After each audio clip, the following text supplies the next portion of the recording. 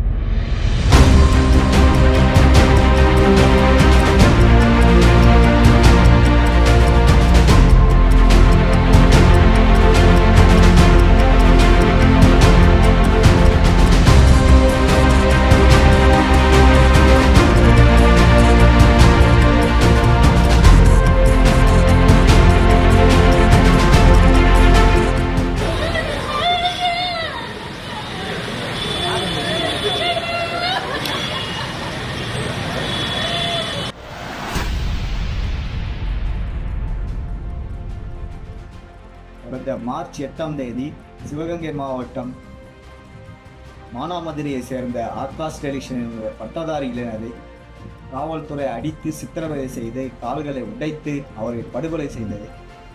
இந்த படுகொலைக்கு நீதி வேண்டும், தன்னுடைய மகனை படுகொலை செய்தவரை கைது செய்ய வேண்டும் சொல்லிட்டு ஆகாஷுடைய தந்தை தாயும் இருவரும் உடலை வாங்காமல் அவர்களோடு அவருடைய உறவினர்கள், மக்கள் அதிகார கழக தோழர்கள், இன்னும் பல்வேறான ஜனநாயக சக்திகள் அனைவரும் இணைந்து தொடர்ச்சியாக போராடி கொண்டிருக்கிறார்கள். பல்வேறான போராட்டம் நடத்தி வருகிறார்கள். 100 நாட்களுக்கும் மேற்பட்ட அந்த போராட்டம் நடந்து கொண்டிருக்கிறது.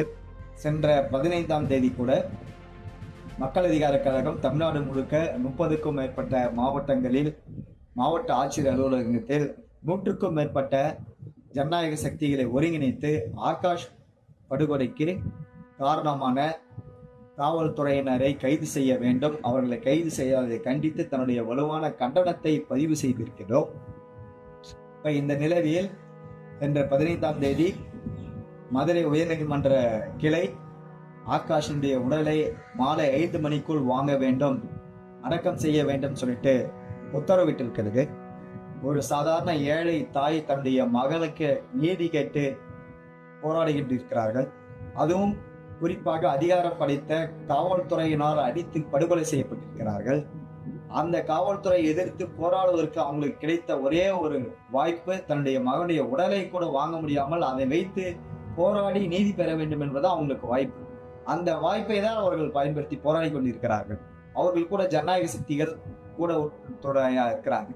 இந்த நிலையில் நீதிமன்றம் 5 மணிக்கெல்லாம் வாங்க வேண்டும் சொல்லிட்டு உத்தரவிட்டது என்பது இப்ப ஏழை எளிய மக்கள் அவர்களுக்கு நீதிமன்றம் இப்படிப்பட்ட ஒரு கராரான ஒரு உத்தரவு இடுகின்ற இந்த நீதிமன்றம் ஏன் அந்த இளைஞரை படுகொலை செய்த அந்த காவல்துறையினர், குறிப்பாக இன்ஸ்பெக்டர் திலீபன் உட்பட 16 பேர் மீது குற்றச்சாட்டு இருக்கிறார்கள், அவர்களை கைது செய்வதற்கு ஏன் இந்த கொலைகாரர்களை கைது செய்வதற்கு உத்தரவிடவில்லை? இந்த இப்படிப்பட்ட ஒரு கராரான உத்தரவிடவில்லை.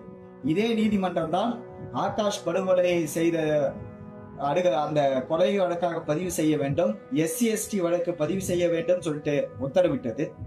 ஆனால் கைது செய்வதற்கு உத்தரவிடவில்லை. குறிப்பாக போலீஸ் ஆகாஷ் இறந்ததற்கு போலீஸில் இருந்து தப்பிப்பதற்காக முயற்சி செய்து பாலத்திலிருந்து கீழே வந்துட்டாரு, அங்க வந்துட்டாரு, அதனாலதான் காலை உடைச்சு சொல்லிட்டு பொய் காரணங்கள் சொல்லும் போது ஆகாஷ் தன்னுடைய மரண படுக்கையில் மேட்சஸ் கிட்ட கண்ணை கட்டிவிட்டு காலில் ஈர சாக்கை சுற்றி இரும்பு கம்பியால் அடித்து காலை உடைத்தார்கள் என்ற மரண வாக்குமூலப்படுத்தினார். அப்ப எந்த அளவுக்கு கொடூரமான சித்திரவதை செய்யப்பட்டிருக்கிறார்கள் போலீசுகாரர்கள் என்பது அது தெல்ல தெளிவான மரண வாக்குமூலம் இருந்தும் ஏன் அவர்களை கைது செய்ய உத்தரவிடவில்லை? நீதிமன்றம் எப்பவுமே உழைக்கின்ற மக்கள் தங்களுடைய உரிமைக்காக போராடும் போது உழைக்கும் மக்களுக்கு அவங்களே உரிமையை பறிக்கின்ற வகையில், அவங்களுடைய உரிமையை கேட்டு போராடுவதை தடுக்கின்ற வகையில், அந்த போராட்டத்தை நசுக்கின்ற வகையில் உத்தரவிடும் போதெல்லாம் ரொம்ப கராராக உத்தரவிடுகிறது. ஆனா அதிகார வர்க்கத்திற்கும் ஆள வர்க்கங்களுக்கும் அப்படிப்பட்ட உத்தரவை போடுவதில்லை. அது குறிப்பாக நம்ம இதற்கு முன்பு எடுத்துக்கொண்டால் தொகுப்புதிய பணியாளர்களாக வேலை செய்த செவிலியர்கள் 12 மணி நேரத்துக்கு மேலேயும் பணியை செய்ய அமர்த்தப்படுகிறார்கள் என்ற நிலைமையில 8 மணி நேரம் வேலை கேட்டு போராடும் போது அவர்கள் அந்த செவிலியர்களை உடனடியாக வேலைக்கு திரும்ப வேண்டும் சொன்னார்கள் கோசம் அங்க இருக்கிற நிர்வாகம் அவரை 12 மணி நேரம் வேலை வாங்கக்கூடாது, 8 மணி நேரம் தான் வேலை வாங்கணும், அவங்களுக்கான உரிமையை கொடுக்கணும்னு சொல்லிட்டு உத்தரவிடாரு. இது போல பார்த்தோன்னா போக்குவரத்து தொழிலாளர்கள் அகவிலைப்படியினுடைய நிலுவைத் தொகையை கேட்டு போராடும் போது மக்களை பணயமா வச்சு போராடக்கூடாது.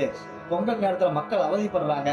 அப்ப மக்கள் அவதிப்படும் போது அவங்க உடனடியா போக்குவரத்து தொழிலாளர்கள் வேலைக்கு திரும்பணும்னு சொல்லிட்டு உத்தரவிட்டதாகோசம் அவங்களுடைய நிலுவைத் தொகையை கொடுக்காத அந்த நிர்வாகத்தை கண்டிக்கவில்லை, உடனடியாக நிர்வாகத் தொகையை கொடுக்கணும்னு சொல்லிட்டு சொல்ல வேண்டும். ஆகவே இவங்களுக்கு போராடுகின்ற மக்கள் செவிலியர்களோ போக்குவரத்து தொழிலாளர்களோ இல்ல தொழிலாளர்களோ இப்படி பாதிக்கப்பட்ட ஆகாஷுடைய உறவினர்கள் ஜனநாயக சக்திகளோ மக்களா தெரியவில்லை.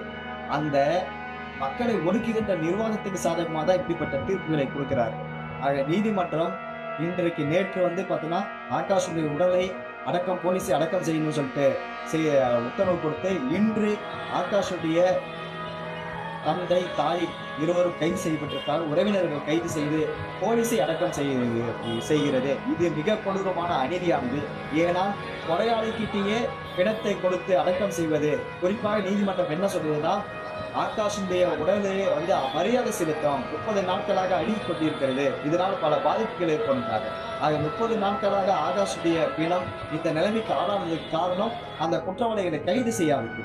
அந்த கைது செய்வதை கண்டிக்காமல் அந்த உடலுக்கு மரியாதை செய்யணும் வேண்டும் என்று சொல்லி அந்த ஆகாஷை படுகொலை செய்த போலீஸ்காரர்களிடமே அந்த உடலை அடக்கம் செய்ய உத்தரவிடுவது என்பது அதை அடக்கம் செய்வது என்பது அந்த உடலுக்கு செய்கின்ற மரியாதை கிடையாது.